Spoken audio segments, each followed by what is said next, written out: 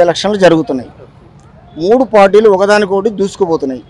తెలంగాణ ప్రజలకు న్యాయం చేసేలా, న్యాయ పోరాటంలా జనాలకు బాగు చేసే పార్టీ ఏది? అంటే నా ఆలోచన ప్రకారం అయితే బీజేపీ అండి. BJP. Your good name sir? Prabhakar. Prabhakar గారు. సరే, సెంట్రల్లో బీజేపీ వస్తుంది, స్టేట్లో మరి ఈ మధ్యన కాంగ్రెస్కు ప్రజలు పట్టం కట్టేసి గెలిపించుకున్నారు. తర్వాత బీఆర్ఎస్ పదే పదే ఓడిపోయింది. మళ్ళీ ఓడిపోకుండా ఇంకా మేము అధికారంలో ఉన్నట్టు వాళ్ళ భ్రమ ఇలా చూపిస్తారు. దీనికి మీరేమంటారు? అంటే వాళ్ళ భ్రమ ఏం కాదు, వాళ్ళు చేసిన మంచి పనులను వాళ్ళు పదే పదే చెప్పుకుంటున్నారు. వాళ్ళు ఇప్పుడు కాంగ్రెస్ ప్రభుత్వం వచ్చిన తర్వాత కూడా వాళ్ళు కూడా ఏదైతే మన 90 రోజులలో ఏదైతే చేస్తా అన్నారో అది చేసి ఉంటే బాగుండేది. కానీ కొందరు ప్రజలు ఏమంటున్నారు అంటే, మాకు ఇచ్చింది 4 నెలలు 5 నెలలే, మీరు 10 సంవత్సరాలు చేసిరు. ఒక ఇల్లు సర్దుకోవాలంటేనే టైం పడుతుంది.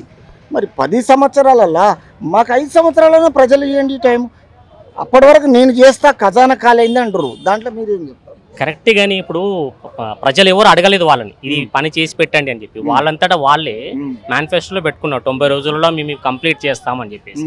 అది చేసి ఉంటే బాగుండేది వాళ్ళకి. ఎందుకంటే ప్రజలకు ఇంకా నమ్మకం కలిగేది, ఇంకా ముందు వాళ్ళకి అవకాశాలు చాలా ఎక్కువ ఉండేది. ఇప్పుడు ఎంపీ ఎలక్షన్స్ కూడా జరుగుతున్నాయి, దాంట్లో కూడా అవకాశం ఉండే ఛాన్స్ ఉండేది వాళ్ళకి. రేవంత్ రెడ్డి గారు ఏమంటున్నారంటే, 10 సంవత్సరాల అధికారం నుండి మోసం చేస్తున్నాము, మీ అధికారాన్ని ఇంకా మోసం చూడలేక మేము చెప్పుడు మాటలతో మిమ్మల్ని మోసం చేసాము అంటున్నారు.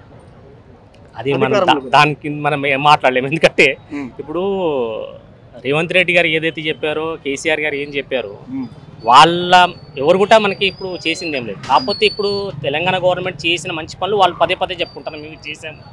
ఇప్పుడు మనకు పవర్ కట్టే కానీ చూడండి, పవర్ కట్ మనకి ఇంతకుముందు లాస్ట్ 10 yearsలో ఎప్పుడు చూడలేదు మనం. ఇప్పుడు కాంగ్రెస్ గవర్నమెంట్ వచ్చిన తర్వాత పవర్ కట్ చూస్తున్నాం మనం. అంటే ఎక్కడ పోతున్నది పవర్ కట్? కాదు, పోతలేదు అనేది బట్టి విక్రమార్క గారు ఛాలెంజ్ చేస్తారు.